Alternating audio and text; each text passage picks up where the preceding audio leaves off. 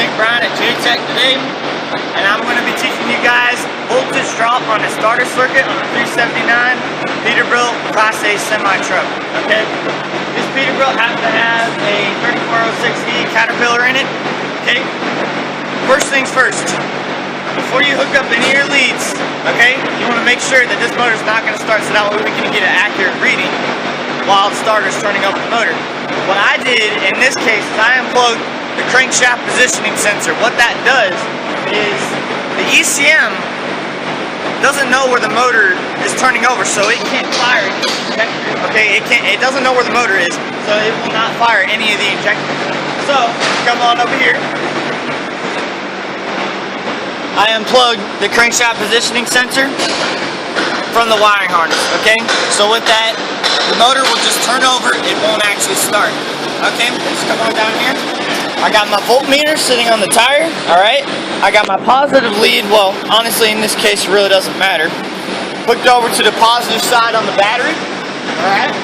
I'm using extended leads, alright? The reason why is because the leads on the voltmeter weren't big enough to, or long enough to reach from the battery to voltmeter and then to the starter solenoid, okay?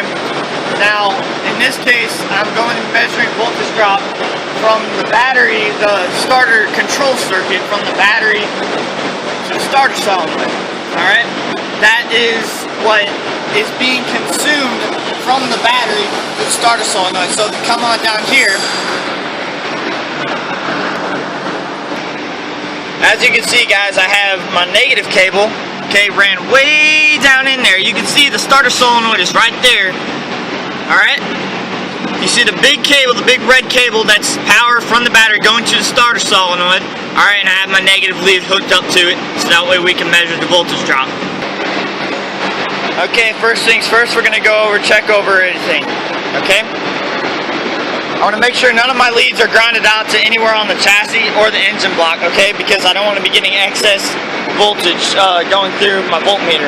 Okay, so you want to make sure that, as well as you want to make sure the crankshaft positioning sensor, this is on a Caterpillar 3406E, sorry, can be disconnected from the wiring harness, alright? So I want to go ahead and I want to turn my voltmeter on. I want to set it 2 volts, alright? And what I'm about to do is I'm about to tell my friend here to turn over the starter, and we're going to hold it down for 3 seconds. Now guys, this truck probably draws around 900 amps to start this motor. Okay, so that's very high amps, it's a lot of heat. Alright, I do not recommend you guys turn over the starter for more than 5 seconds, or else you will damage the starting system. And that goes for anywhere in the circuit. So with that, guys, I'm going to go ahead and we're going to turn our light on.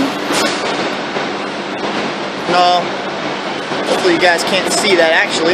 Alright, I'm just going to go ahead and I'm going to leave it there. Alright. So with that, go ahead, Tile. Turn on the starter.